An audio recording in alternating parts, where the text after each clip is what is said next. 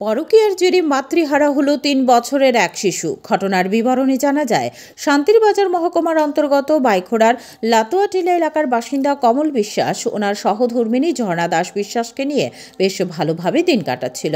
ওনাদের একটি ৩ বছরের শিশু সন্তানও রয়েছে। এরই মধ্যে কমল বিশ্বাসের সুখের সংসারে কাল হয়ে প্রবেশ করল শঙ্করপুরের বাসিন্দা সুমন গোপ। জানা যায়, সুমন গোপ ভাইয়ের পরিচয় দিয়ে প্রতিনিয়ত কমল বিশ্বাসের বাড়িতে আসা যাওয়া করত। এতে করে সুমন গোপের সাথে পরকীয়ায় জড়িয়ে পড়ল ঝর্ণা দাস বিশ্বাস।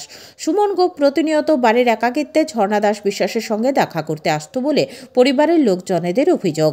পরবর্তী সময়ে পরকীয়ার জেরে গত শুক্রবার আত্মহত্যার পথ বেছে নেয় ঝর্ণা দাস বিশ্বাস। এতে করে মাতৃহারা হয় ৩ বছরের শিশু সন্তান।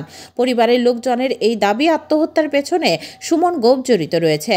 ঝর্ণা দাস বিশ্বাসের শ্রদ্ধানুষ্ঠান সেরে ঘটনা সুষ্ঠু তদন্তে সুমন গোপের শাস্তি চেয়ে পরিবারের পক্ষ থেকে বাইখোড়া থানায় মামলা দায়ের করা হয়। গত ৬ জানুয়ারি থানায় মামলা করা হলেও পুলিশ এখনও কোনো প্রকার পদক্ষেপ গ্রহণ করেনি বলে পরিবারের লোকজনের অভিযোগ।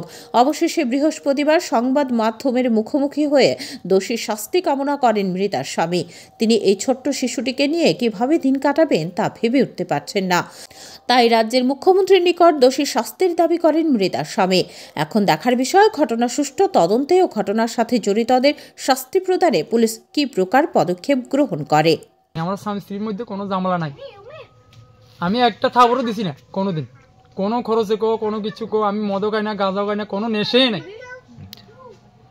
আর আমারে এই শঙ্করপুরে এই ছেলেটা আমার সংসার শেষ করে দিছে। আমার সিরে মারছে, আমার বড় মারছে, হে আমার বড় মারি গেছে, আমার বরে মারছে, হে ছাড়া আর কেউ এই কাজটা করুন। এর কারণে আমার বউ মারা গেছে। হের নাম হলে সুমন গোপ। বাড়ি কোন জায়গায়? বাড়ি শঙ্করপুর। আপনার মিসেস আত্মহত্যা করেছে কতদিন হয়েছে? আজকে শুক্রবারে আত্মহত্যা করছে। শুক্রবারে। এই বিষয়ে আপনারা ওই ছেলের বিরুদ্ধে কোনো অভিযোগ করেছিলেন? ছেলের বিরুদ্ধে আমি কেস করছি থানায় পুলিশ যখন অ্যারেস্ট করছে না, করোনা আমি করতে পারতাম না। ব্যুরো রিপোর্ট, হাল্লা বল।